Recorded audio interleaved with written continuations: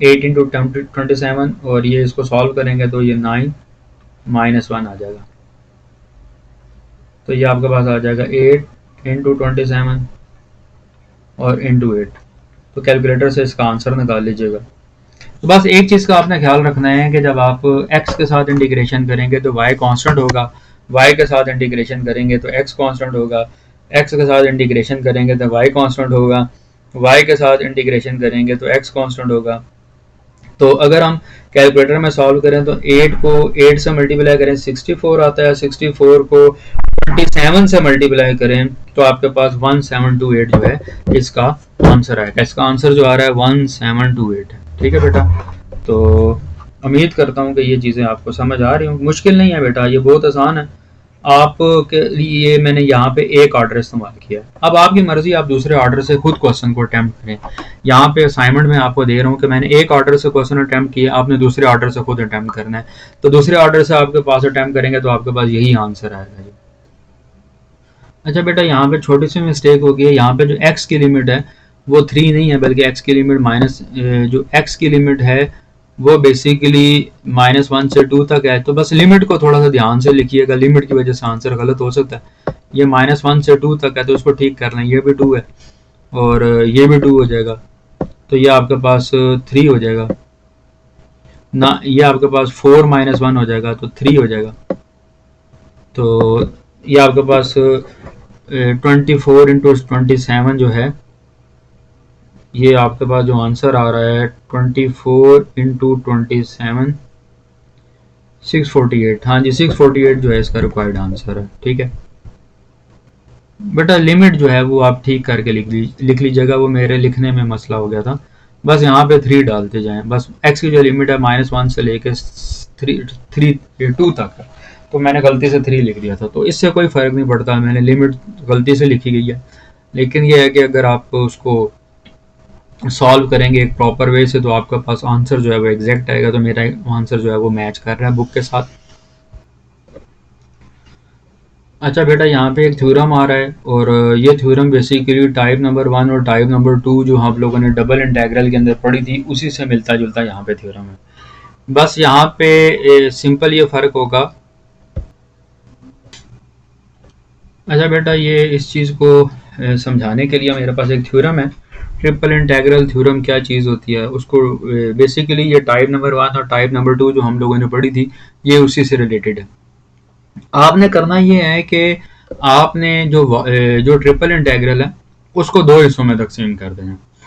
ठीक है, 2 हिस्सों 2 इंटेग्रल में तकसीम करना है। अब गौर से देखिएगा, वो कहता है कि जी, ये जो जी है ट्रिपल इंटेग्रल का G be a solid G be a simple X Y solid with upper surface. Upper surface के लिए z आप चूज करेंगे G2 and the lower surface के लिए z आप चूज करेंगे G1। और r क्या चीज़ है? r बेसिकली यहाँ पे आपके पास इंटेग्रल है। पहले मैं आपको इंटेग्रल समझा देता हूँ, आपको फिर समझ आना शुरू हो जाएगी ये क्या चीज़ है। इसमें ट्रिपल इंटेग्रल को सबसे पहले आपने डबल इंटेग्रल में ट्रांसफॉर्म करना है। तो डबल इंटेग्रल में जी की जगह आपने रीजन इंट्रोड्यूस कराना है। जी जो है वो सॉलिड सरफेस है और जबकि ये जो है एक्स वाई प्लेन का एक रीजन है। जब यहाँ पे रीजन इंट्रोड्यूस होगा तो ऑटोमेटिकली जो डी वी है वो डी ए में कन्वर्ट हो जाएगा। और जो अंदर एक इंटेग्रल इंट्रोड्यूस कराना है वो z का इंट्रोड्यूस कराना है। और z के लिए जो लिमिट होगी वो मतलब जो इंटीग्रेशन की लिमिट होगी वो एक्स वाई की फॉर्म में होगी। 3 डायमेंशनल फंक्शन है ना, तो एक्स वाई की फॉर्म में होगी। अगर ये 1 डायमेंशनल फंक्शन होता, अगर ये वाई होता तो यहाँ पे एक्स आ जाता, अगर ये एक्स होता तो यहाँ पे वाई हो जाता। अगर 2 डायमेंशनल फंक्शन, अगर यहाँ पे आप x लेंगे, अगर यहाँ पे x लेंगे तो x के अलावा कौन से 2 वेरिएबल मिसिंग है? x के अलावा 2 वेरिएबल, एक y और z मिस है, तो ये y और z का फंक्शन हो जाएगा। अब ये z लिया गया तो इस वजह से x और y का फंक्शन हो जाएगा। तो आपने करना ये है कि ट्रिपल इंटेग्रल में कि जो इंटीग्रेशन है उसको पहले डबल इंटेग्रल में सॉल्व करना है और साथ में सिंगल इंटेग्रल को, डबल इंटेग्रल को सिंगल इंटेग्रल के ऊपर मल्टीप्लाई करते हैं। और सिंगल इंटेग्रल किसका लेना है? जी का लेना है। बस इस चीज़ का आपने ख्याल रखना है। तो वो यही चीज़ लिखी हुई है। वो कह रहे हैं जी क्या चीज़ है? एक सॉलिड सिस्टम, सिंपल सा सॉलिड है जिसकी अपर सरफेस क्या है? G2 और जो लोअर सरफेस क्या है वो G1। ठीक है, और R क्या चीज़ है? ये जो R है basically is projected, sorry R क्या चीज है, ये वाला आर, वो कह रहा है कि ये जो रीजन है बी प्रोजेक्टेड ऑफ जी, और वो क्या करना है, वो जी के ऊपर प्रोजेक्ट करेगा। प्रोजेक्ट का मतलब होता है अप्लाई करें, projected of G on the X Y plane. Basically R क्या चीज है, आर बेसिकली जी का एक्स वाई, देखे ना मैं आपको सिंपल से बता देता हूँ। ये आपके पास सॉलिड बॉडी है, मिसाल के तौर पे ये एक सॉलिड बॉडी है, 3 डायमेंशनल सॉलिड बॉडी है। इस सॉलिड बॉडी का एक प्रोजेक्शन भी पड़ेगा एक्स वाई प्लेन के ऊपर। ये सॉलिड बॉडी का जो एक्स वाई प्लेन के ऊपर प्रोजेक्शन बनेगा उसको आपने आर का नाम देते हैं। वो कह रहा है R is basically a projection of G on the X Y plane. और फंक्शन क्या चीज है, फंक्शन आपके पास कॉन्टिन्यूस है ऑन द जी। तो ये आपको समझ आ गया होगा कि G1 क्या चीज है, lower surface of ji, G2 क्या चीज है, अपर सरफेस ऑफ जी, और R क्या चीज है, R is a projection of G on the X Y plane. तो ये आपके पास ट्रिपल इंटेग्रल, डबल इंटेग्रल और सिंगल इंटेग्रल की फॉर्म में कन्वर्ट कर देंगे। और डबल इंटेग्रल के लिए आपने बस ये याद रखना है, अगर ये डबल इंटेग्रल है तो उसके लिए DA यूज होगा और सेंटर में, और इसको आपने जो है अप्लाई कर देना है सिंगल इंटेग्रल के ऊपर, और सिंगल इंटेग्रल आपने फंक्शन को लेना है विद रिस्पेक्ट टू सी। अच्छा, ये आपके पास सिंपल सा एक क्वेश्चन है कि जी कोई एक वेज है in the first octant that is cut from a cylindrical solid. Solid की इक्वेशन दी हुई है, एक सिलेंडर की सॉलिड की इक्वेशन दी हुई है। वो कह रहा है कि एक सिलेंडर है जिसको कट किया जा रहा है बाय अ प्लेन, प्लेन से कट किया जा रहा है, जिसमें जो x इज इक्वल टू 0 और x is equal to y defined है, और आपने इस लिमिट को वैल्यूएट करना है। बेटा ये ट्रिपल इंटीग्रल है, बस आपने ये याद, इसमें सबसे पहले हम क्या करेंगे, x, y और z की जो डोमेन है वो कैलकुलेट करने की कोशिश करेंगे। अगर x, y और z की डोमेन आपको पता चल जाए तो आप सारे क्वेश्चंस को आसानी के साथ टैकल कर सकते हैं। आप क्वेश्चंस को आसानी के साथ जो है वो टैकल कर सकते हैं। तो इसके लिए मैं कॉर्नर नोट पे जाऊंगा। अच्छा बेटा, ये क्वेश्चन जो है मैंने यहाँ पे लिख दी है। ये क्वेश्चन में ये आपके पास ट्रिपल इंटीग्रल है और ये कंडीशन दी हुई है कि x जो है वो 0 है और y जो है x 2 पॉइंट दिए गए हैं, एक x 0 है और x जो है y है, और एक आपको सॉलिड सिलेंडर दिया गया है जिसकी जो रेंज है वो आपको नजर आ रही होगी कि y square plus z square less and equal to 1। अच्छा, इस क्वेश्चन के अंदर एक कंडीशन भी दी गई है। उसने कहा था कि ये जो आपके सिस्टम है ये फर्स्ट ऑक्टेंट है। बेटा फर्स्ट ऑक्टेंट से मुराद ये होती है कि अगर आपके पास कोई भी सिस्टम हो उसके अंदर जितने भी कोऑर्डिनेट्स होंगे वो सारे पॉजिटिव कंसीडर होंगे। पॉजिटिव का मतलब है ग्रेटर एंड इक्वल टू 0, मतलब वो नेगेटिव नहीं हो सकता। आपने ये समझना है कि वो नेगेटिव नहीं हो सकते, 0 हो सकते हैं लेकिन वो नेगेटिव नहीं हो सकते।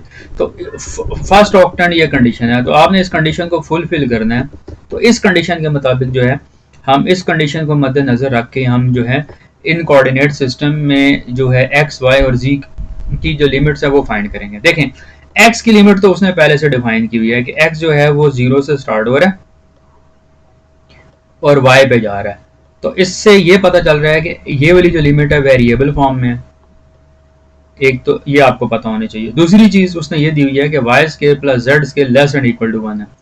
यहां से आप z की लिमिट निकाल सकते हैं। z किसके इक्वल हो जाएगा, z स्क्वायर जो हो जाएगा less and equal to 1 minus y square, और इधर स्क्वायर रूट लेंगे तो 2 आंसर आएंगे, एक प्लस आएगा और एक माइनस आएगा। और आपको पता है कि आपने अभी बताया कि जितने भी कोऑर्डिनेट हैं वो पॉजिटिव होने चाहिए, तो इस वजह से मैं यहाँ पे नेगेटिव वाला कोऑर्डिनेट नहीं चूज करूंगा, मैं सिर्फ पॉजिटिव चूज करूंगा। तो इसका मतलब हुआ कि x की जो रेंज है वो 0 और y के दरमियान में है, और जो z की जो रेंज है वो बेसिकली यहाँ पे z जो है basically less and equal to this आ रहा है। तो आप ये समझ लें कि z जो है वो नेगेटिव वाला पोर्शन छोड़ देंगे, 0 से बड़ा, 0 और इसके दरमियान में आ रहा है।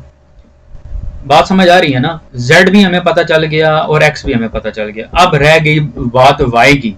y की इंफॉर्मेशन लेते हैं। y के लिए बहुत आसान है।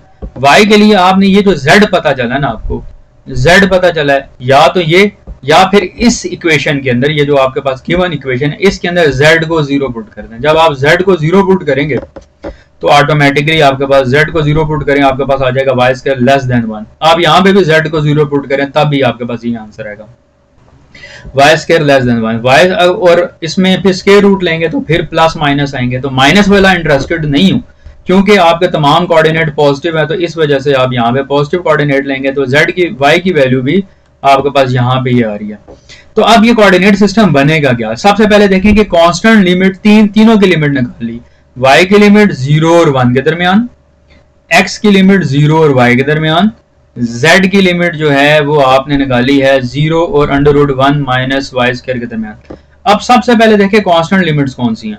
y की जो लिमिट्स हैं वो सिर्फ कांस्टेंट है, तो वो सबसे पहले आपने लिखनी होती है। कांस्टेंट लिमिट्स को आप सबसे पहले लिखा करें, ये हमेशा रूल याद रख लें।